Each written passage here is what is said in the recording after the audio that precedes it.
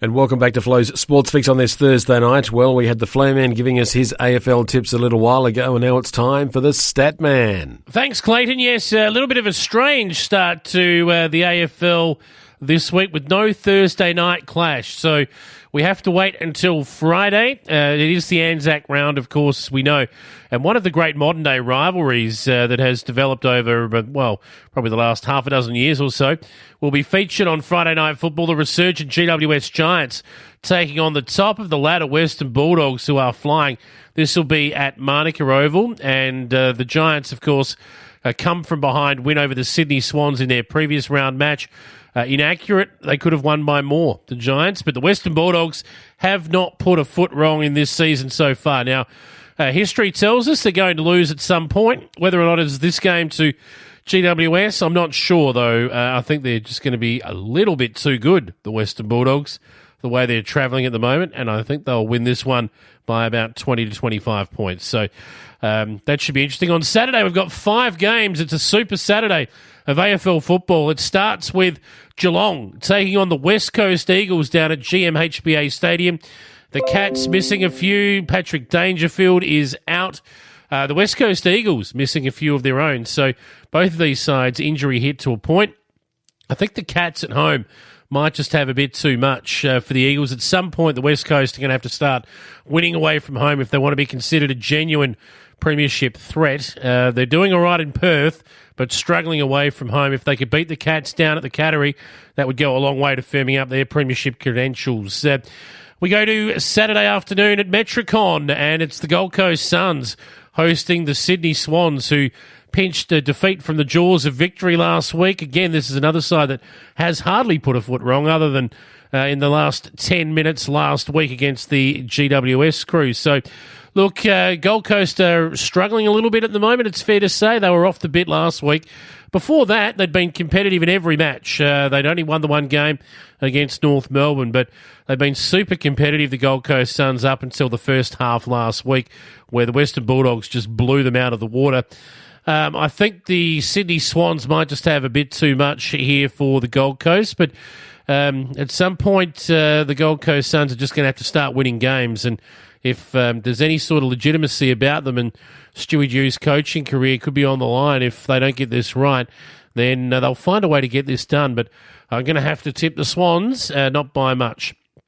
On the twilight game on Saturday evening, the Carlton take on the Brisbane Lions, who are refreshed after a week at home. They now head back to Melbourne.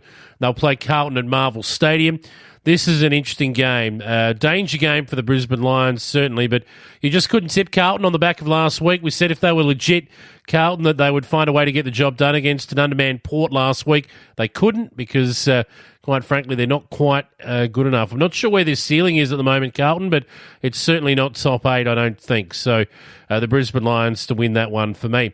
Then we get to Saturday evening and the what is now traditional Anzac Day Eve clash between Melbourne and Richmond, and this is blockbuster stuff. This is Melbourne, top of the ladder at the moment, absolutely flying, not doing anything wrong. Richmond have had a couple of slip-ups this year so far, but this is the litmus test for Melbourne.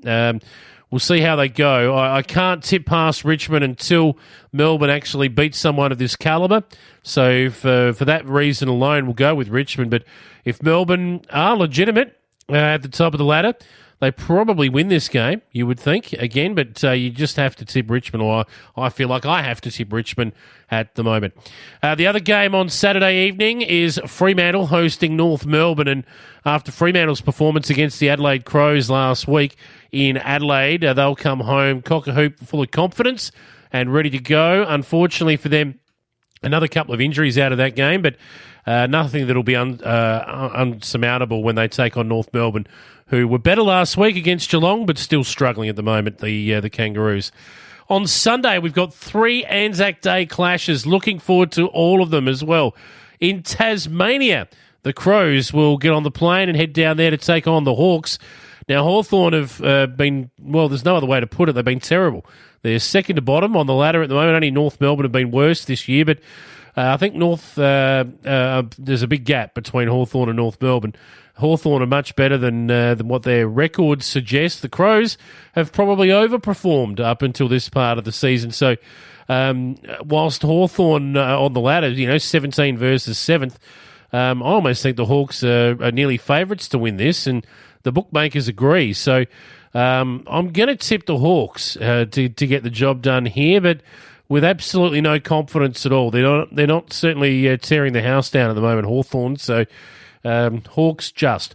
Collingwood taking on Essendon. It is the traditional Anzac Day clash. For one of these teams, it's doomsday stuff.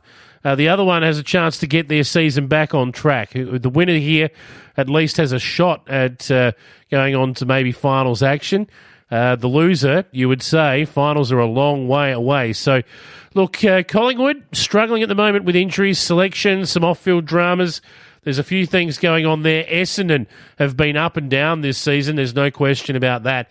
I get a feeling, though, that Essendon's best is better than Collingwood's best.